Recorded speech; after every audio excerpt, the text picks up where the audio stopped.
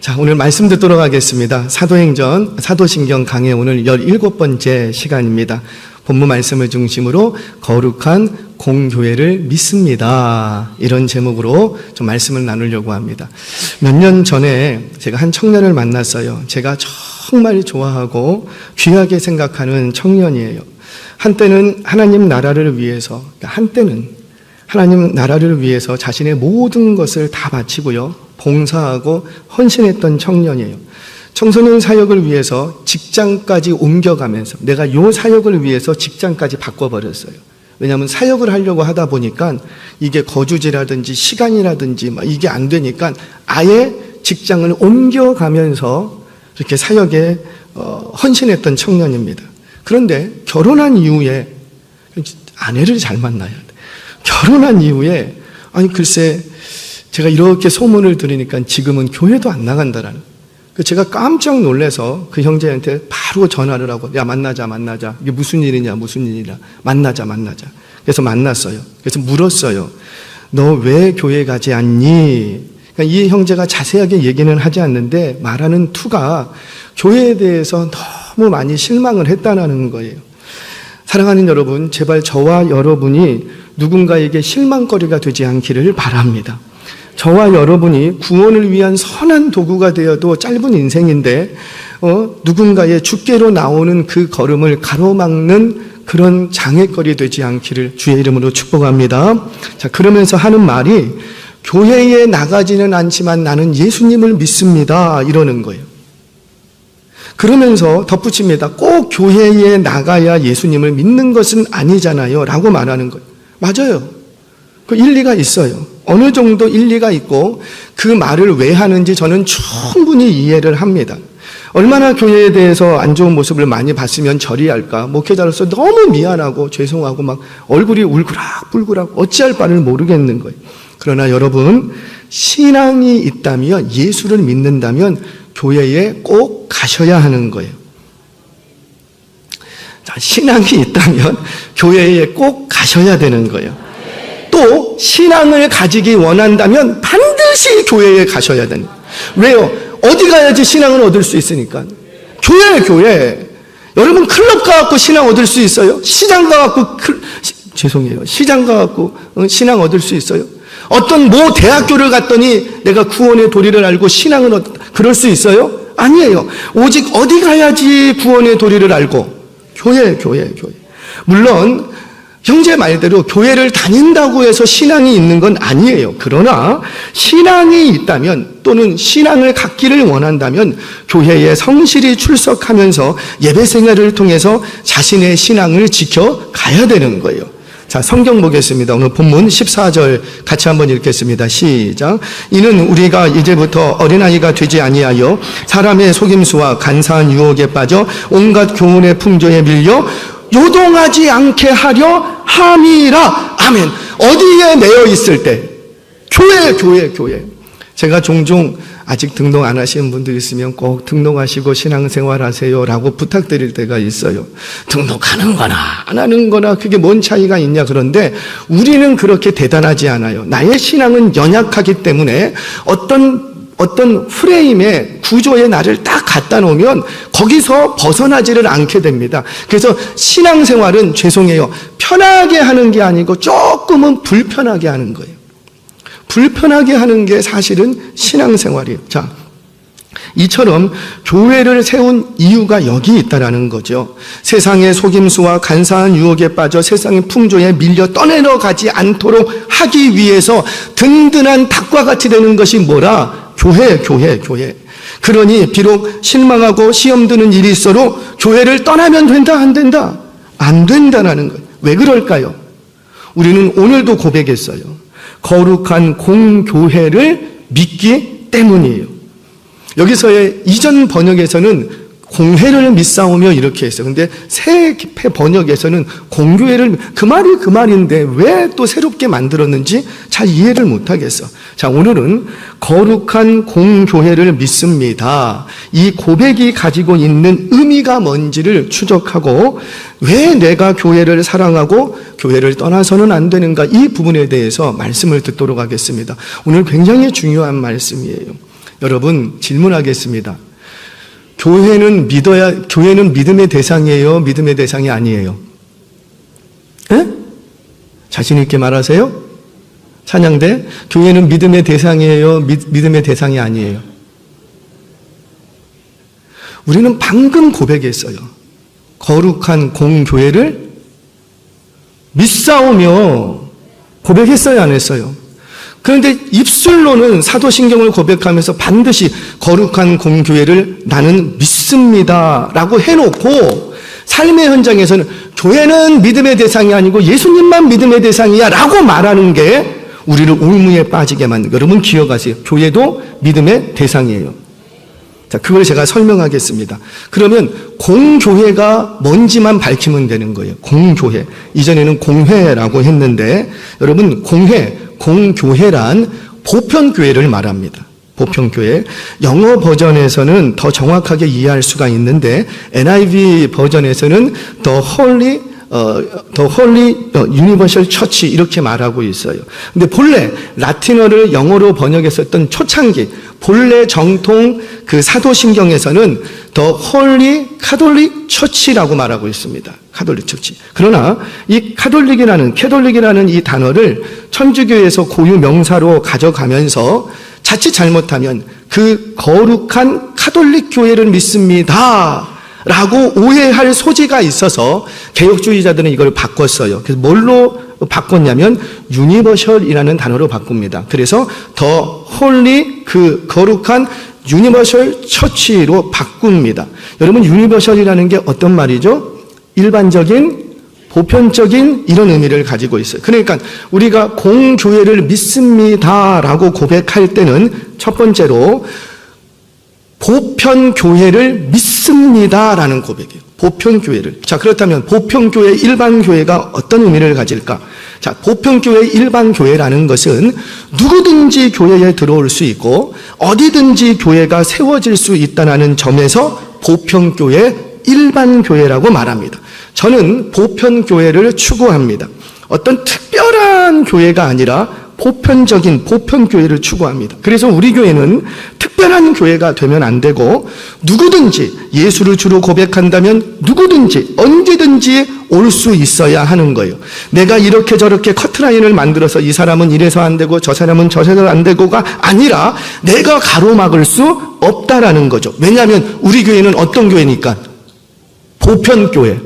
할렐루야. 우리 교회는 어떤 교회니까? 보편교회. 보편교회. 그래서 어떤 특별한 사람만 교회의 일원으로 받아들여지는 게 아니에요.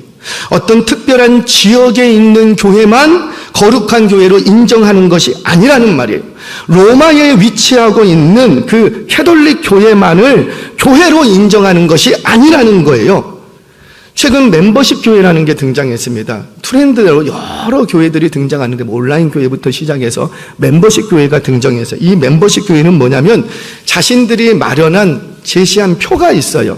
그 멤버십 회원, 그 회원의 자격이 돼야 교인으로 받아주는 거예요. 당신은 우리 교회 교인입니다. 이걸 멤버십 교회라고 합니다. 죄송해요.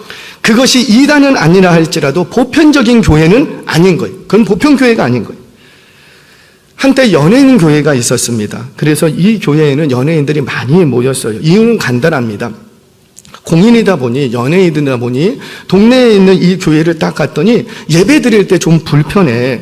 사람들이 자신을 특별하게 좀 보고 그분들도 막 이 연예인이 가면 저기 연예인 왔다, 연예인 왔다 막 그러면서 나도 예배에 집중 못하고 그 사람도 막 예배에 집중 못하고 서로 불편한 거예요. 그래서 이 사람들이 어디로 자꾸 모였냐면 연예인 교회로 모였어요. 그 목사님이 연예인이 아닌데 그냥 연예인 교회로 모였어요. 그러다 보니까 이름도 연예인 교회로 딱 굳어져 버렸어. 지금은 이 연예인 교회가 이름을 바꿨어요. 교회가 없어진 게 아니고 이름을 바꿨는데 뭘로 바뀌었는 줄 아세요? 예능 교회로 바뀌었어요. 뭐 예능이나 연예인이나 그 말이 그만 같은데 여기서의 예능은 예수님의 능력교회라는 의미예요. 그래서 예능교회로 바뀌었어요. 저는 굉장히 목사님이 잘했다고 생각을 합니다. 왜? 굳이 오해 살 필요는 없거든요. 이 목사님이 교회를 개척하고 세우실 때 연예인들만 오게 하려고 만든 교회가 아니었기 때문이에요. 마치 이 교회는 어떤 특별한 사람들만 들어올 수 있는 교회로 인식된다면 그건 보편교회가 아닌 거예요. 저희 교회는 보편교회입니다. 그래서 예수를 유일한 나의 구주로 고백한다면 누구라도 들어올 수 있고 누구라도 교회의 일원으로 함께 예배할 수 있는 거예요. 그 사람이 믿음이 커야 우리와 함께하는 게 아니라 믿음이 크든 작든 어떤 예수를 나의 유일한 구주로 고백하면 다 우리 교인 함께 나의 지체된 성도로 받아주는 거예요. 어떤 코스를 통과해야지만 우리 교회의 일원이 되는 게 아니라고요. 우리 교회에서 정한 어떤 기준을 통과해야지만 또는 어떤 목회자의 철학이 기준이 되는 게 아니라고요. 저의 목회 철학이 기준이 되는 게 아니라는 거예요. 교회의 일원이 되는 것은 누구라도 예수를 구주로 나의 유일한 주로 고백하면 한 교회의 지체로 인정되는 거예요. 부자건 가난하건 똑똑하건 그러지 못하건 재능이 있건 없건 종이나 자유자나 남종이나 여종이나 유대인이나 이방인이나 흑인이나 백인이나 인종과 상관없이 누구든지 교회의 일원이 될 수 있어요. 우리는 이 보편교회가 우리의 교회됨을 우리는 믿습니다. 자, 두 번째, 이 보편교회가 믿음으로 고백되려면 이 보편교회는 사도들의 신앙 고백을 인정해야지 돼요. 사도들의 신앙 고백을 이어받지 않고 자신들만의 어떤 독특한 신앙 고백서를 만들어서 이것을 고백하는 자가 우리 교인, 우리 성도다라고 하면 죄송해요. 그거는 보편교회가 아니에요. 그러면 우리는 매번 모일 때마다 사도신경을 고백해야 되는가? 그럴 필요는 없죠. 다만 누군가 당신들은 사도들의 신앙 고백을 당신의 신앙 고백으로 받아들이십니까? 그러면 우리 뭐라고 대답하고? 네, 그렇습니다. 이렇게 고백하면 되는 거예요. 이렇게 고백할 수 있어야 된다는 거죠. 더 나아가서 그 신앙 고백대로 살아가도록 가르치는 교회를 우리는 보편교회다. 그러니까 다른 걸 가르치지 않고 그 신앙 고백대로 살도록 가르치는 교회가 보편교회인 거예요. 자, 세 번째로 이 보편교회는 여러 개가 아닙니다. 하나의 교회입니다. 이게 무슨 말이냐면 다양성 속에 유일성을 가져요. 그래서 다양한 교회가 도처에 존재하고 있지만 우리는 하나의 교회로 인정합니다. 그래서 우리 교회에서 신앙생활다가 저기 미국으로 이사 갔어요. 그러면 그쪽에 있는 교회 가지 말고 매주 우리 교회 와야죠?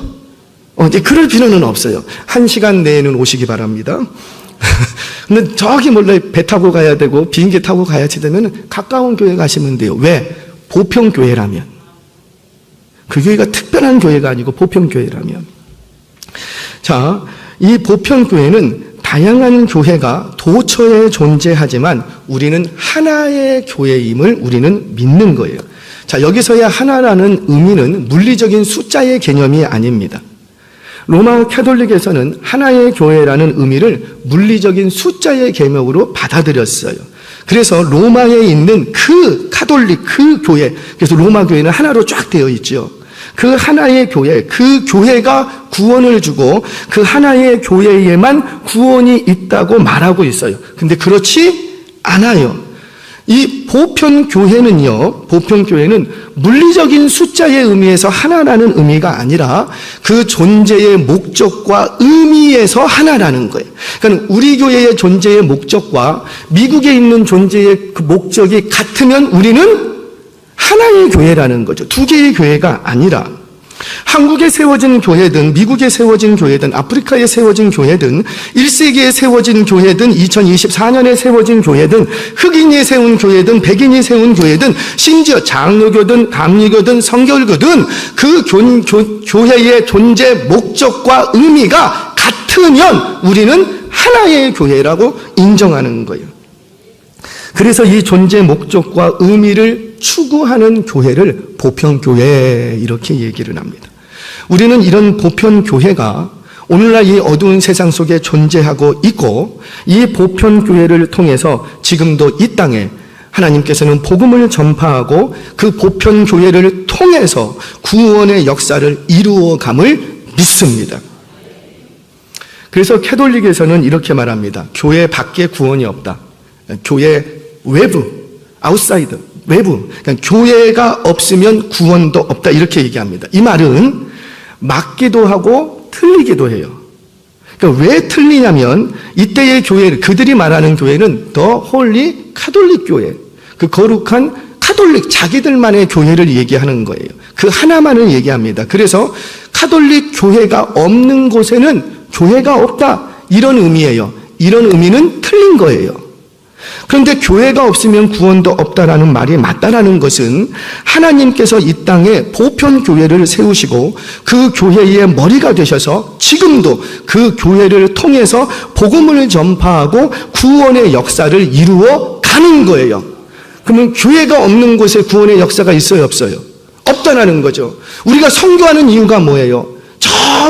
저 산지 오지 저 땅 끝까지 이르러서 복음을 증거하려고 하는 이유가 뭐예요? 그곳에서 가장 먼저 세우는 게 뭐예요? 교회.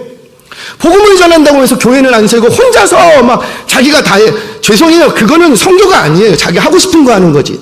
자기가 왕 되려고 하는 거지. 자기의 나라를 건설하려고 하는 거지. 아니에요. 그래서 반드시 선교지에 가면은 뭘 세우고? 교회.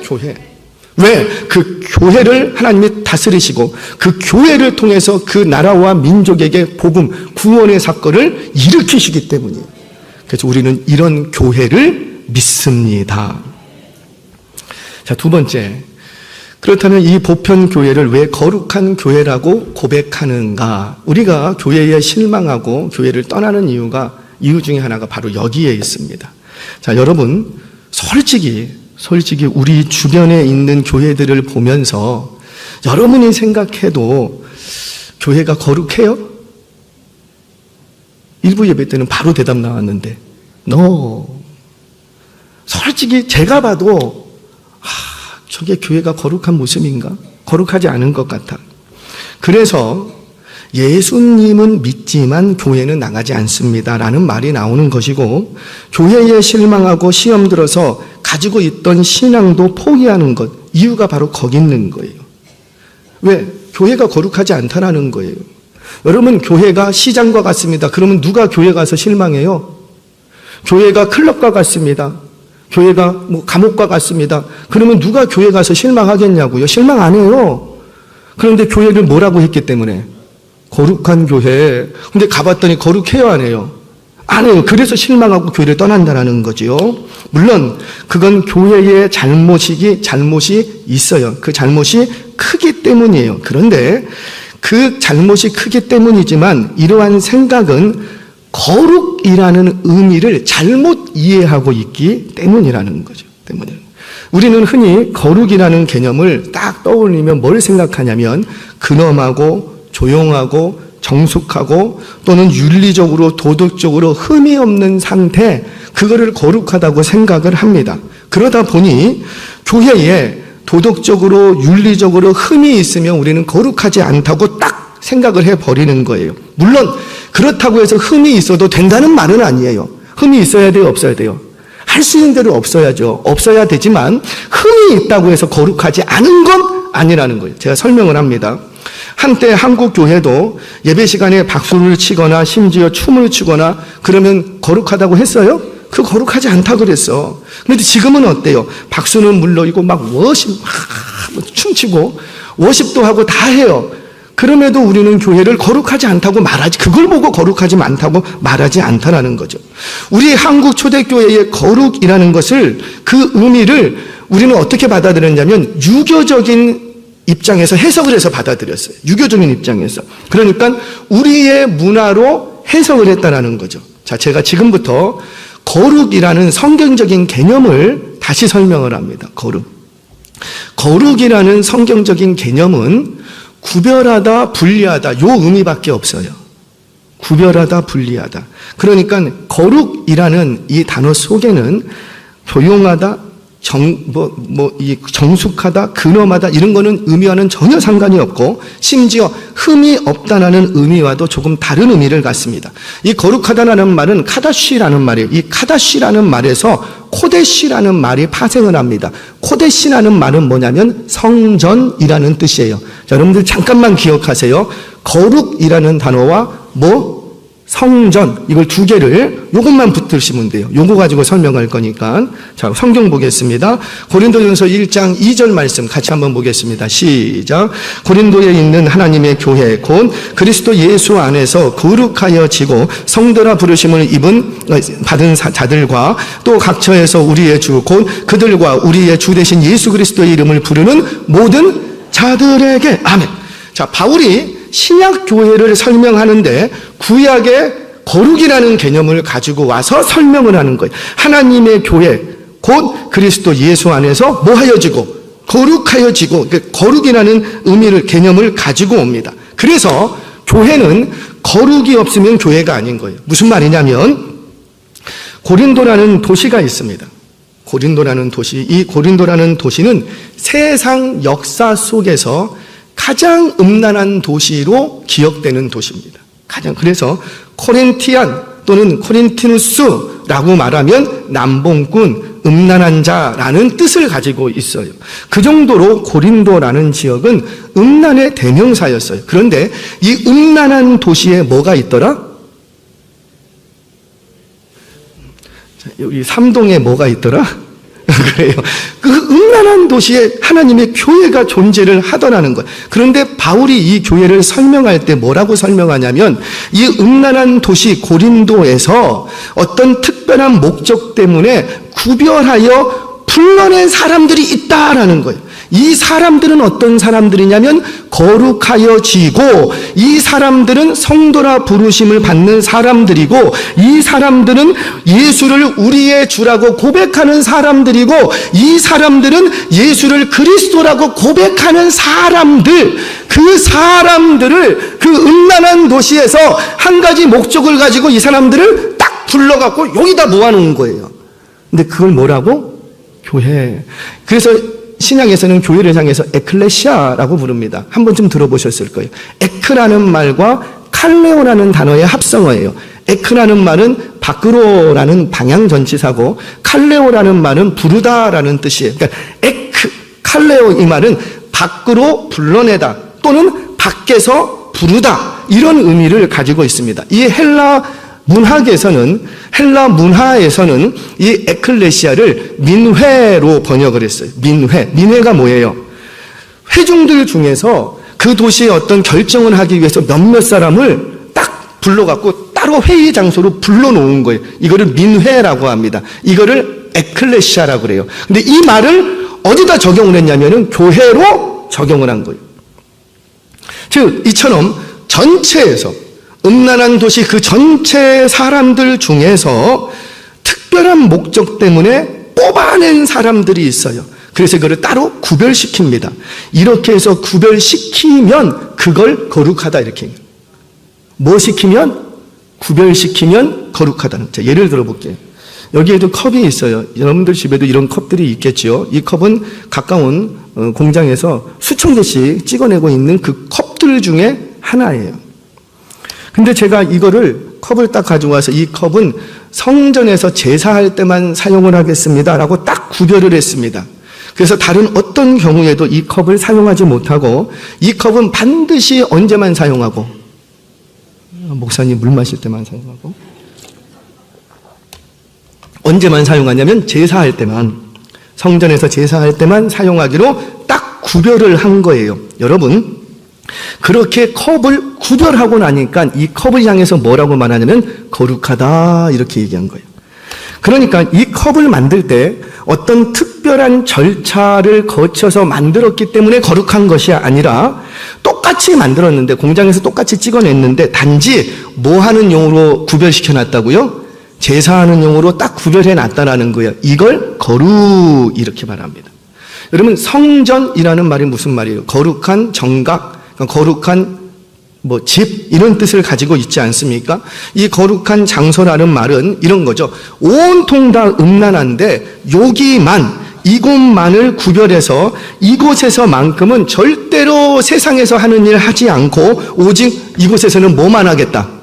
제사 하나님을 섬기는 일로만 이 장소를 사용하겠습니다 하고 딱 구별해 놓은 거예요. 이 구별해 놓은 것을 우리는 거룩한 집, 성전이라고 부르는 거예요. 그런데 이 성전을 바울은 뭘로 해석을 했냐면 너희가 성전인 것을 알지 못하느냐. 너희가 성전인 것을 알지 못하느냐. 왜? 저와 여러분을 교회로 따로 불러냈기 때문이라는 거죠. 이 음란한 세상 속에서 모두가 자기 만족을 추구하기 위해서, 만족을 얻기 위해서 달려가는 이 시대 속에서, 이 동네에서 너희만큼은 하나님을 섬기는 일, 예배하는 일로 내가 따로 불러 모았다. 그래서 그것을 교회 거룩이라고 얘기를 하는 거예요. 그럼 어떤 목적으로 구별시켰을까요? 이미 말씀드렸어요. 구약 제사를 위해서 구별시켰던 것처럼 성전과 성막과 제사기구와 제단과 제사장과 레위인을 구별시켰던 것처럼 이들을 왜 구별시켰는데 하나님의 성전에서 누구의 일만 하기로? 하나님의 일만 하게 하기 위해서 구별시킨 거라고요. 그래요. 저와 여러분도 이 시대 속에서 하나님을 섬기는 일, 하나님의 일을 하라고 구별시킨 거룩한 존재임을 믿으시기 바랍니다. 그래서 교회는 다른 일을 하면 안 돼요. 다른 일. 오직 하나님의 일, 하나님의 큰 일. 그게 뭐예요? 영혼 구원. 영혼 구원을 위한 일을 하라고 구별시켰다라는 거지.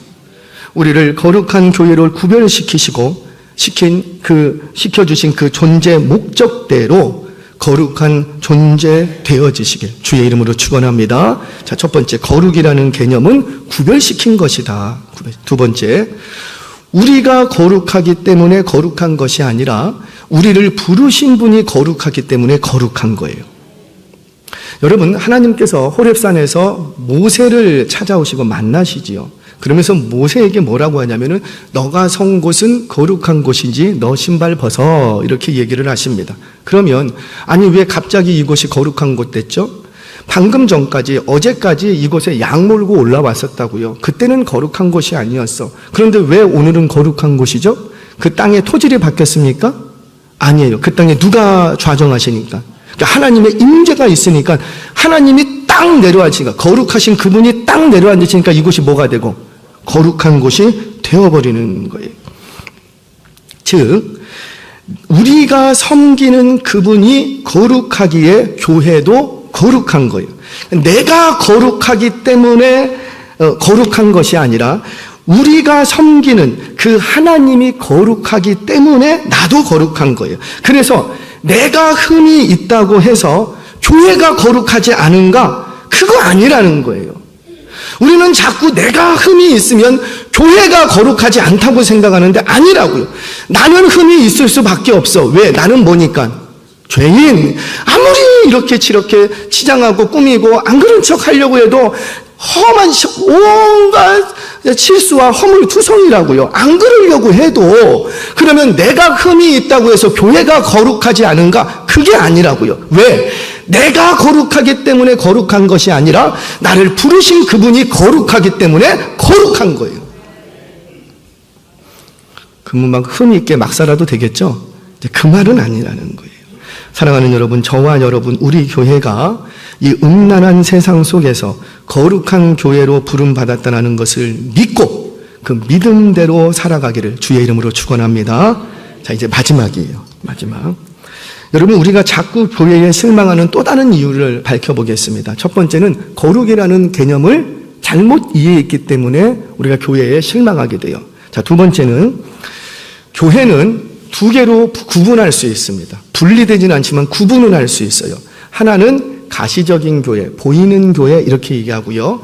한쪽은 보이지 않는 교회 이렇게 얘기합니다. 보이는 교회를 가시적인 교회 또는 지상교회 이렇게 얘기해요. 지상교회는 이 땅에 존재하는 모든 교회들을 얘기해요. 보편교회를. 그리고 보이지 않는 교회라는 것은 비가시적 교회 또는 천상교회 이렇게 얘기합니다. 구분은 할 수 있어야지 돼요.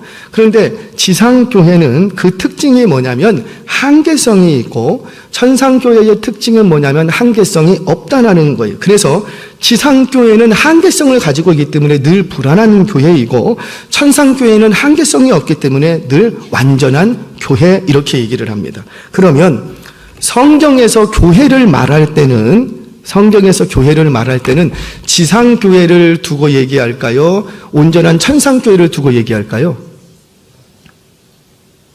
아무거나 막 던져봐요. 둘 다 얘기합니다. 둘 다. 그 이유를 좀 설명하겠습니다. 우리는 흔히 교회라고 말하면 교회의 건물이나 어떤 조직, 체계를 생각하기가 쉬워요. 그래서 우리는 딱 우리 일요일날 나왔어요. 주일날 나왔는데 옆집 아줌마, 너 어디가? 그럼 우리는 뭐라고 얘기해요? 교회가. 그럼 그 아줌마가 뭐라 그래요? 아, 거기가? 이렇게 얘기하죠. 그러니까는 교회를 뭐라고 생각하냐면은 어떤 장소, 어떤 공간으로 거기에 가는 것으로 우리는 생각을 합니다. 하지만 성경은 처음부터 이런 것을 교회라고 말한 적이 없어요. 저도 신학교에 다니면서 가시적인 교회, 교회론을 배우면 반드시 가시적인 교회와 비가시적인 교회를 배웁니다. 그런데 가시적인 교회를 배우면서 교수님 뭐라고 했냐면은 교회의 건물이나 조직, 제도 이런 것은 눈에 보이는 것은 이렇게 눈에 보이는 것이 가시적인 교회입니다. 이렇게 말을 해줬어요. 그런데 그건 오해예요. 오해예요. 성경은 처음부터 가시적인 교회를 건물이나 제도 이런 걸로 말한 적이 없어요. 오늘날 교회가 건물로서 인식이 된 것은 교회가 공인화되면서 국가 권력과 결탁하면서 세워진 거예요. 본래 예루살렘 교회는 그런 교회가 아니었습니다. 바울이 전도했던, 그래서 이방에 세웠던 교회도 그런 교회가 아니었어요. 그저 성경이 말하는 교회는 뭐였냐면 하나님을 예배하기 위해, 예수의 이름을 부르기 위해 모이면 그곳이 교회가 되었어요. 어디가 됐든지 모이면 그곳이 교회가 되었어요. 이 교회가 로마의 숱한 박해 속에서도 살아남고 승리했던 교회가 이 교회입니다. 그런데 313년 로마가 기독교를 공인화하면서 박해가 사라집니다. 그리고 380년 데오도시우스 황제가 칙령을 하나 발표하는데 이 국교로 정하게 되지요, 기독교를. 그래서 사실상 로마 안에서 국교화되게 됩니다. 그리고 391년부터 로마 내에서 교회 외에 어떤 이교적인 행위를 하면은 다 잡아가서 죽여버렸어요. 교회 외에 다른 곳에서 이교적, 다른 신앙이 있으면 다 죽여버렸어요. 심지어 392년에는 로마 땅 아니라 로마가 다스리고는 전 세계 어디라도 로마 제국의 권력이 미치는 그곳에는 교회 외에 다른 신앙을 가지고 이교도적인 행위를 하면 다 잡아가서 다 죽여버렸습니다. 뭐예요? 사실상 교회가 국교화되면서 교회는 엄청난 힘을 갖게 되었어요. 근데 그 힘의 출처가 어디로부터예요? 하늘로부터예요? 로마 정부로부터예요? 그래요. 로마의 권력을 등에 입은 거예요. 그러면서 이 교회가 뭘 하기 시작하냐면 세상의 건물로서의 위용을 가지게 되는 거예요. 세상의 왕이 화려한 왕궁을 가지고 있는 것처럼 교회도 버금가는 궁을 가져야 된다, 이렇게 생각을 합니다. 그러면서 세상에서 견주어 부족함이 없도록 여러 가지 의식과 화려함을 추구하게 되는 거예요. 죄송해요. 이건 본래 교회의 모습이 아니에요.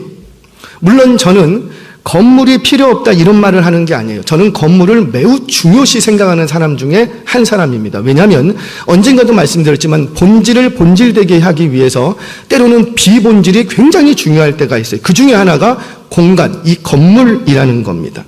오늘날 성도의 예배 생활, 오늘날 성도의 영적 유익을 위해서, 그러니까 내가 예배하고 싶을 때 마음껏 예배하고 기도하고 교제하기 위해서 공간적, 시간적, 장소적인 의미에서 건물은 필요해요. 그것이 자가 건물이든 임대 형식이든 건물, 즉 공간, 장소가 굉장히 중요합니다. 만약에 우리 교회가 저기 산 꼭대기에 있으면 어떨까요?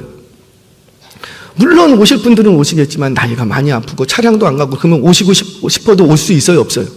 없어요. 그래서 공간, 건물, 이건 굉장히 영적 생활을 하는데 굉장히 중요한 거예요. 자, 그러나 그 공간적, 장소적 그 의미 이상의 어떤 특별한 의미를, 이상의 의미를 부여하기 시작하면 그 건물이 우리의 우상이 돼버리고 내 의가 돼버리고 만다라는 거예요. 우리가 잊지 말아야 될 것은 성경이 처음부터 말했던 교회는 성도라 부르심을 입고 예수의 이름을 부르는 모든 이 사람들을 교회라고 불렀다는 거예요. 그래서 사람이 없으면 교회가 아닌 거예요. 유럽의 교회들을 보세요. 화려한 건물이 술집으로 사용되면서 그 멋진 위용찬 건물은 있지만 예배했던 장소라고요. 거룩한 장소라고 불렸던 곳이라고요. 그런데 더 이상 거기를 교회라고 불러요, 안 불러요? 안 불러. 왜 안 부르는 거예요? 건물은 있지만 뭐가 없기 때문에. 그렇죠. 예수를 주로 고백하는 사람들이 없어. 그래서 우리는 교회라고 안 부르는 거예요. 만약에 우리 교회에 여러분들 가운데 우리가 예수를 주로 고백하지 않고 다른 목적으로 여기에 모였다면 우리는 교회가 아닌 거예요. 그럼 가시적인 교회가 뭘까? 가시적이라는 건 눈에 보인다라는 뜻이죠. 지상교회를 말한다 그랬어요. 그러면 가시적인 교회는 어떤 교회일까요? 가시교회는 뭘 말할까요? 아까도 얘기했어요. 사람들. 저 보여요, 안 보여요? 안 보인다? 안 보여요? 저는 여러분들이 보일까요, 안 보일까요? 옆에 계신 집사님, 권사님 보여요, 안 보여요? 그래요. 이게 뭐예요?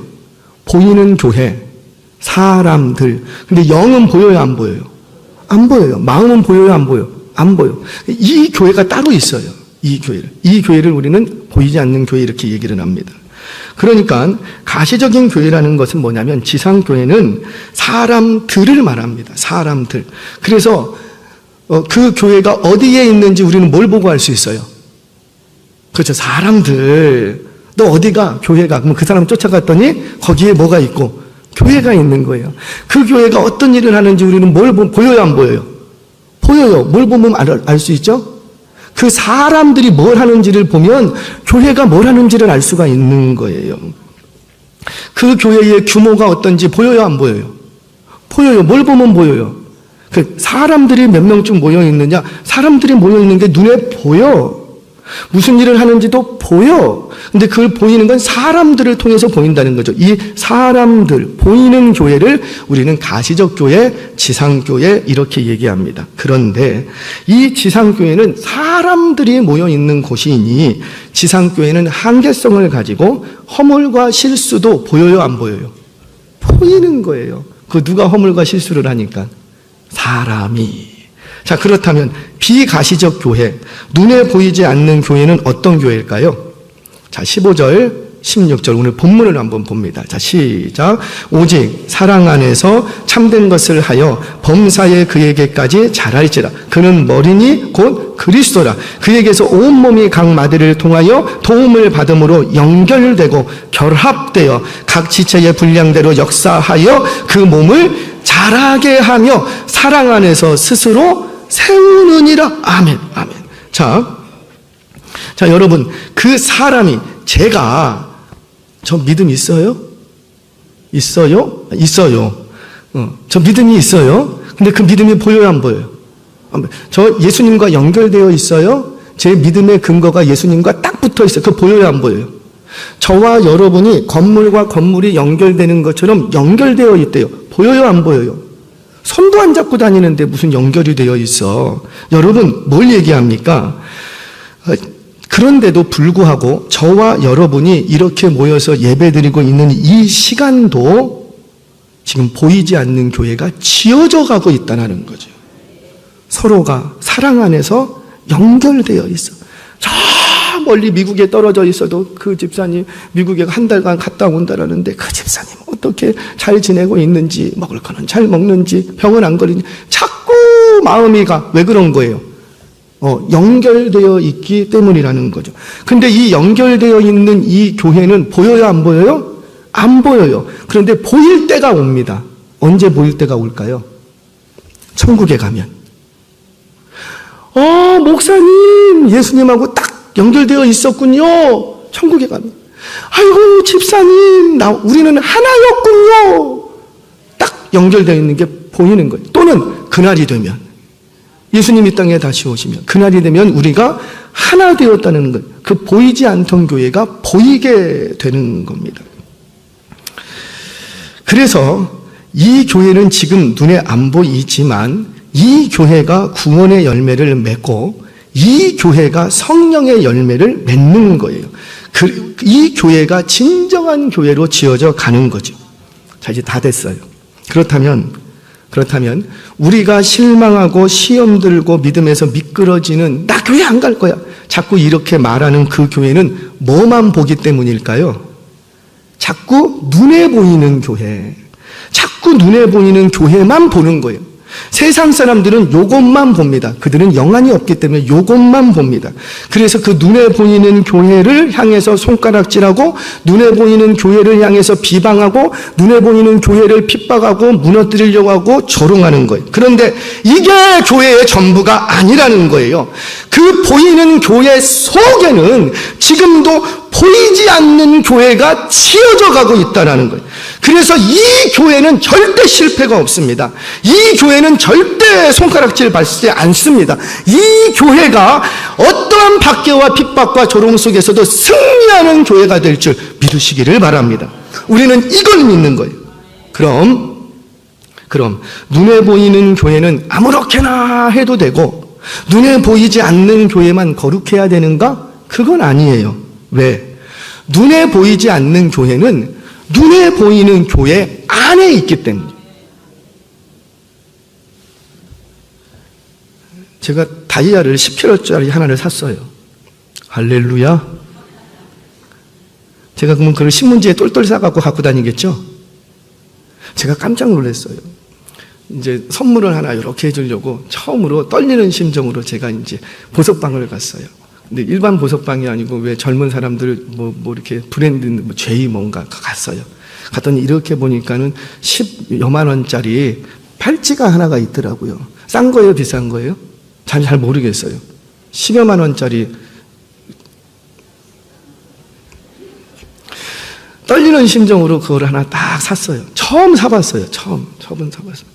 사모님 안 줬어요. 할렐루야. 그렇다고 다르게 생각하시면 안 되고 저희 딸 줬어요. 20살 딱 올라가면서 뭐 하나 선물해주고 싶어서 성인식 됐을 때 그때 아마 팔찌를 이렇게 보니까 한 10여만 원짜리. 요거 주세요. 와, 그랬더니 좋은 케이스가 나오더라고요.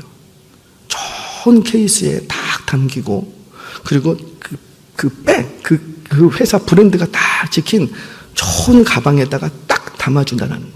그럼 그 가방을 보면서 우리는 뭘 생각해요? 그 속에 좋은 게 있겠구나 생각. 마찬가지 이치예요. 우리가 눈에 보이는 교회도 거룩한 교회, 아름다운 교회로 세워가야 되는 이유가 뭐냐면 눈에 보이는 교회 속에 뭐가 있기 때문에요. 보이지 않는 진짜 교회가 지금도 지어져 가고 있기 때문이에요. 그러면 정리가 됐어요. 우리는 꼭 이 교회, 보이는 교회로 모여야 돼요? 안 모여도 돼요? 모여야 되는 거예요. 이 방송을 보시는 분들 중에서 나는 예수를 믿지만 아직 교회에 가지 않는 분들이 계시다면 빨리 교회로 돌아가시기를 바랍니다. 때로는 그 교회 때문에 시험에 들고 때로는 그 교회 때문에 실망하고 때로는 그 눈에 보이는 교회 때문에 상처 입고 그래도 왜 우리가 매주 그 교회로 모여서 예배를 드려야 하는가? 바로 보이지 않는 교회 속에 보이지 않는 진짜 교회가 지금도 치어져 가고 있기 때문이라는 거예요. 사랑하는 여러분, 저와 여러분 우리 교회가 보이는 교회도 잘 지어가야 하지만 보이지 않는 교회도 잘 지어가야 하지만 이 보이지 않는 교회를 위하여서 보이는 교회도 잘 지어갈 수 있는 우리 교회 되기를 주의 이름으로 축원합니다. 말씀을 정리합니다. 우리는 이 땅에 거룩한 공교회가 있음을 믿습니다. 교회를 믿는 거예요. 그 거룩한 보편교회를 통해서 오늘도 복음이 전파되고 구원의 역사가 이 땅에서 이루어감을 우리는 믿습니다. 그래서 우리는 교회를 떠나지 않고 그래서 우리는 교회를 사랑하고 그래서 우리는 교회로 모이는 거예요. 그래서 우리는 교회를 내 생명처럼 생각하는 거예요. 예수는 믿되 교회는 안 돼. 이건 있을 수가 없는 거예요. 그래서 물론 그 모든 교회를 세우는 모든 일은 성령님이 하실 거예요. 성령님이 눈에 보이는 교회도 세우시고 눈에 보이지 않는 교회도 성령님이 세워 가실 거예요. 왜?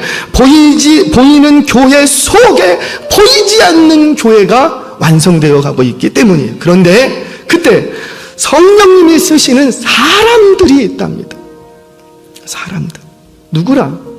1세기에는 사도라 불리었던 예수님의 제자들이었고 지금은 성도라 불리우는 저와 여러분이라는 거예요. 저와 여러분이 우리 은혜교회를 거룩한 교회로 세워가는 지체요 도구로 쓰임 받으셔서 지금도 이 음란한 도시 속에서 거룩한 교회가 있음을 선포하고 이 거룩한 교회를 통하여서 지금도 나는 허물이 있을지라도 이 거룩한 교회를 통하여서 지금도 복음을 전파하고 구원의 역사를 이루시는 하나님이 계시다. 이 사실을 믿음으로 고백하며 살아가시는 저와 여러분 되시길 주의 이름으로 축원합니다.